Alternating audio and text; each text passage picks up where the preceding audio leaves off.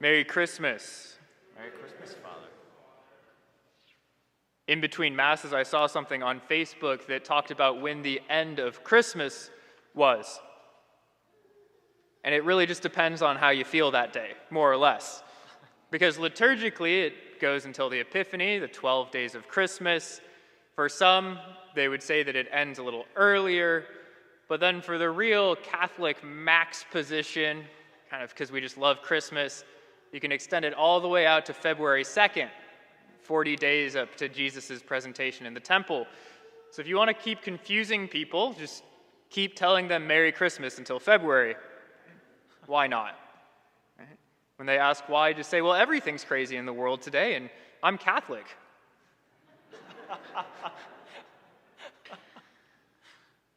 Sunday within the octave of Christmas, or the 8-day formal celebration in a sense, is connected to the Holy Family. Some of you might be thinking, Father, I just got done with my family, I don't want to hear any more about it. Some of you might be giving thanks to God that you didn't have to be with your family this Christmas. But I want to remind us that though the Holy Family was indeed holy, they were not problemless. Jesus was born in a place that was not his hometown. He then fled a political tyrannical dictator seeking to kill him. Mary and Joseph traveled extensively in their first couple of years of Jesus' life, and through all of that, they had to keep food on the table. The Holy Family lost the Holy Child at the temple while on pilgrimage.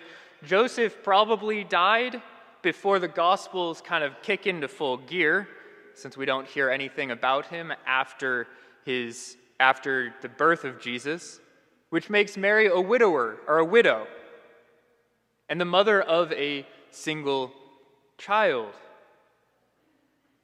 She then presumably stayed with Jesus, her only male caretaker, or possibly with Elizabeth, whose son, John the Baptist, was also murdered by a jealous tyrant's wife, who didn't like John talking to her husband about the fact that she was first married to her now husband's dead brother.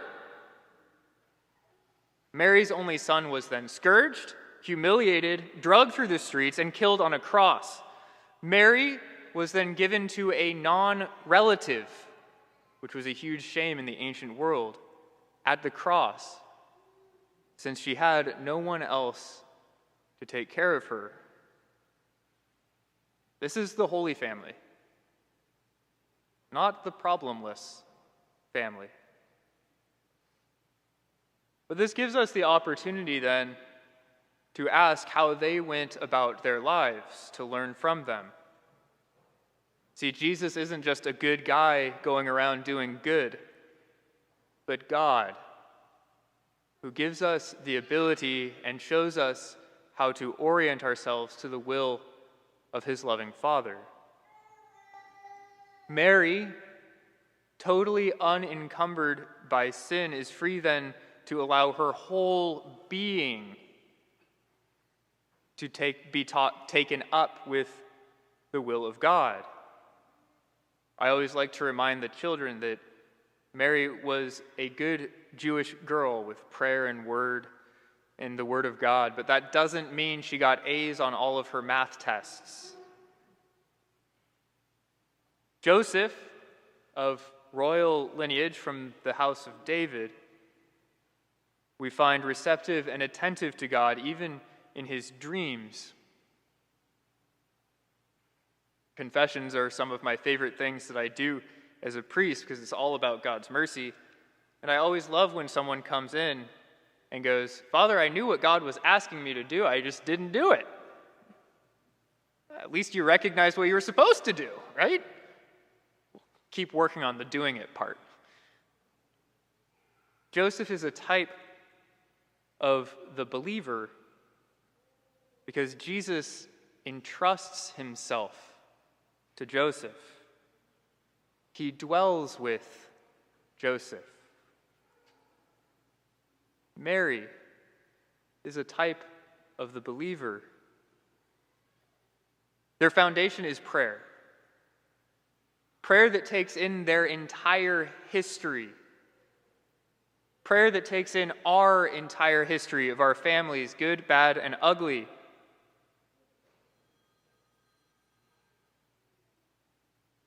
There's an aspect of a hidden life, so much more exceptional and difficult and probably real for all families this year.